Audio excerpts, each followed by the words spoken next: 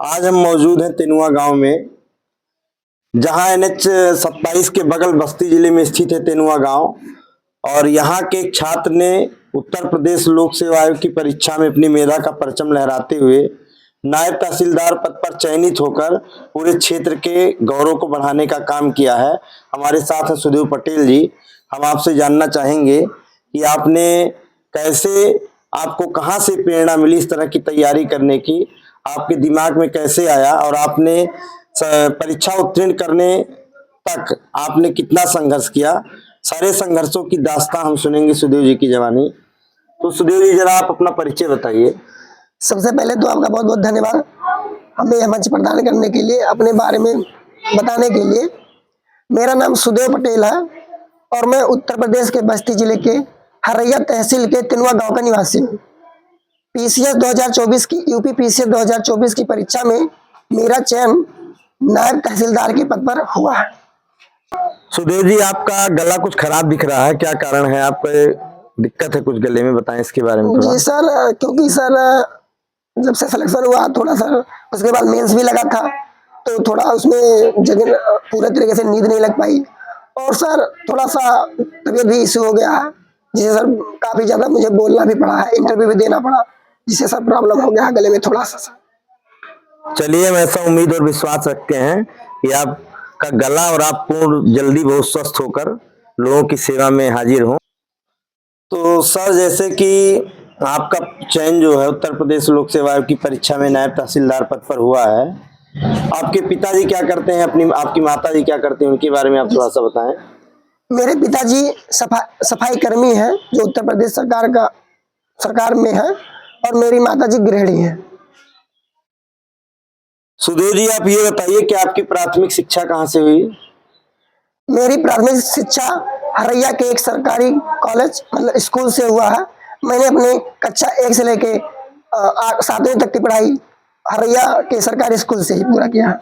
देखिए, सुदेव जी उन छात्रों के लिए प्रेरणा स्रोत हैं, उन अभिभावकों के लिए प्रेरणा स्रोत हैं, जिन्हें लगता है कि हमारा बच्चा किसी इंटरनेशनल या नेशनल स्कूल में पढ़ के ही अपनी मेधा का परचम लहरा सकता है। सुदेव जी ने आपके यहीं बगल में स्थित हरैया में जो प्राइम परिषदीय विद्यालय है, वहां से इन्होंने कक्षा 1 से 7 तक की पढ़ाई की, खुद उन्होंने बताया।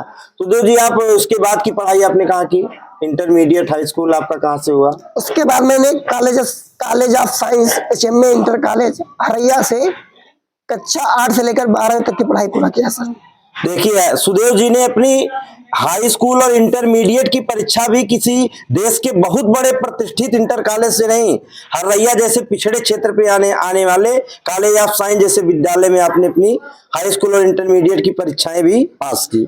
आगे की शिक्षा के लिए आप स्नातक की शिक्षा के लिए कहाँ गए सुदेव जी? सर तत्पश्चात हमने डॉक्टर राम मनोहर लोहिया यूनिवर्सिटी से BSc बायोलॉजी के साथ अपना स्नातक पूरा किया सर 2018 में।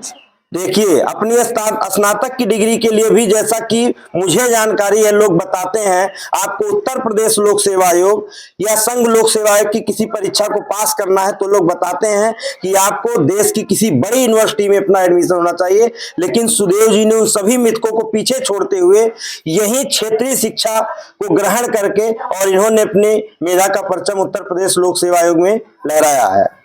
सुदेव जी, आपको ये कहाँ से प्रेरणा मिली कि हमको ये तैयारी करना चाहिए उत्तर प्रदेश लोक सेवा आयोग की परीक्षाओं की?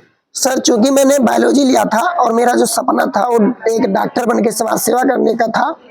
लेकिन सर कोरोना काल में मैंने जब 1-2 अटेम्प्ट दिया, कोरोना काल आ गया, मेरा पढ़ाई उधर बाधित हो गया तैयारी, तो मेरा नीट में उतना अच्छा प्रदर्शन नहीं रहा, मेरा सिलेक्शन नहीं हो पाया। फिर कोरोना काल के दौरान मेरे चाचा जी ने बताया कि आपका स्नातक, मैं साथ साथ स्नातक भी कर रहा था, तो उन्होंने बताया कि स्नातक के बाद यूपी PCS और UPSC की परीक्षा होती है, उससे भी आप जो है समाज सेवा कर सकते हैं, कि उससे आप अधिकारी बन सकते हैं और समाज सेवा कर सकते हैं। तो मेरे चाचा जी के द्वारा मुझे इसके बारे में पता चला।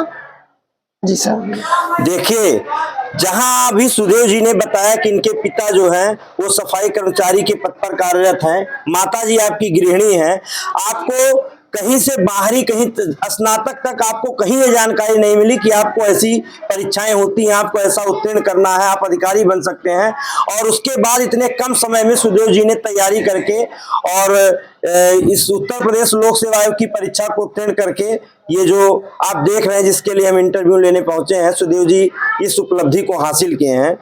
तो सुदेव जी, आपने कितनी बार उत्तर प्रदेश लोक सेवा आयोग की परीक्षा दी है? सर मैंने, क्योंकि जैसे जैसे सर मैंने पहले बताया कि मुझे इसके बारे में ज़्यादा आइडिया नहीं था, तो मैं 23 की उम्र में, 23 वर्ष की अवस्था से मैंने तैयारी करना चालू किया सर। चूँकि मेरा एज हो गया था तो हमने पढ़ाई के दौरान ही मैंने अटेम्प्ट देना चालू किया। और सर मेरा 3 बार से प्रीलिम्स भी नहीं हो रहा था और मेरा चौथा अटेम्प्ट था जिसमें मेरा नायब तहसीलदार के पद पर चयन हुआ सर। जैसा देख रहे हैं आप, सुदेव जी ने बताया चौथी बार में आपका चयन हुआ। सुदेव जी, हम आपसे ये जानना चाहेंगे, अभी आपने उत्तर प्रदेश सरकार द्वारा आयोजित निःशुल्क कोचिंग की बात की। इन निःशुल्क कोचिंगों में बच्चों का चयन कैसे होता है, इसकी प्रोसेस आप थोड़ा बताइए। जी सर, ये सर अप्रैल या मई में इसका एक फॉर्म निकलता है, समाज कल्याण विभाग के साइट पे आता है सर। इसमें क्या होता है सर, 0 रुपए का फॉर्म होता है, इसमें भरने के लिए कोई पैसा नहीं लगता आपको।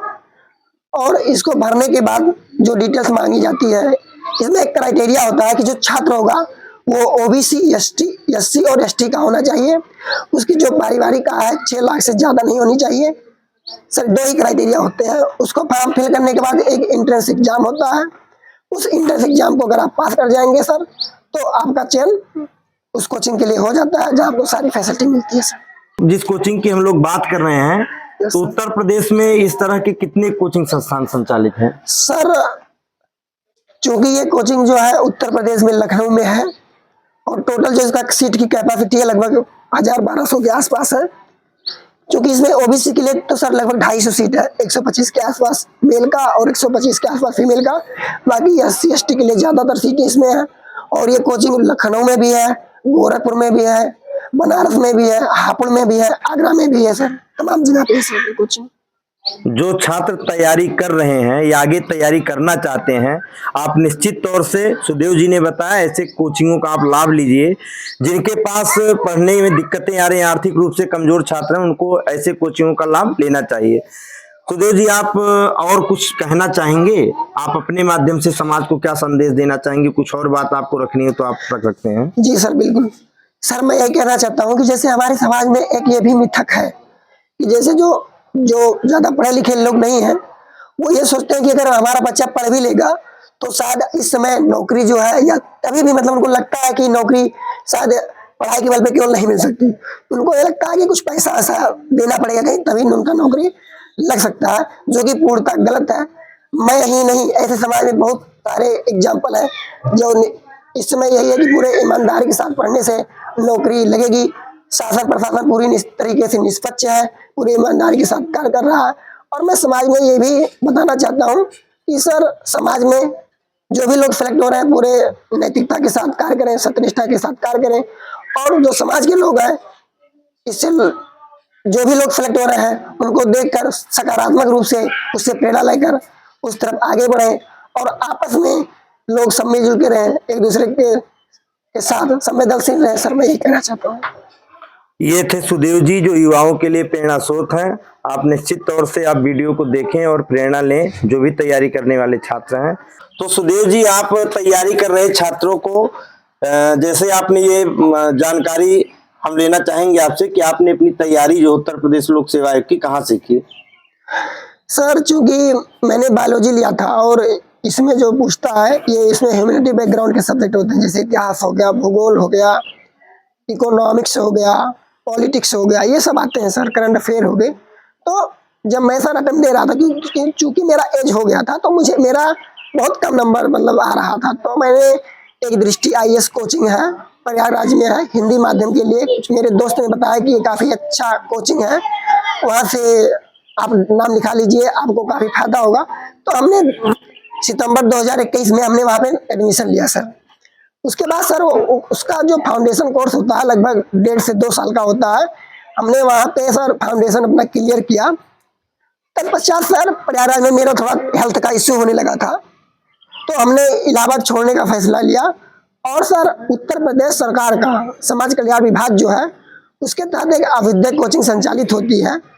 उसके तहत यूपीपीसीएस की फ्री में तैयारी करा जाता है। उसके लिए एक एंट्रेंस होता है। उसको क्लियर करने के बाद मेरा जो एडमिशन हो गया भागीदारी भवन लखनऊ में हुआ। सर वहाँ पे मुझे रहने के लिए, खाने के लिए और फुल्ली एसी लाइब्रेरी, मैगजीन्स हो गई, सारी किताबें हो गई, और सर जो नियमित रूप से जो टेस्ट कराया जाता है वो वहाँ पे सर फ्री में सब कुछ होता है।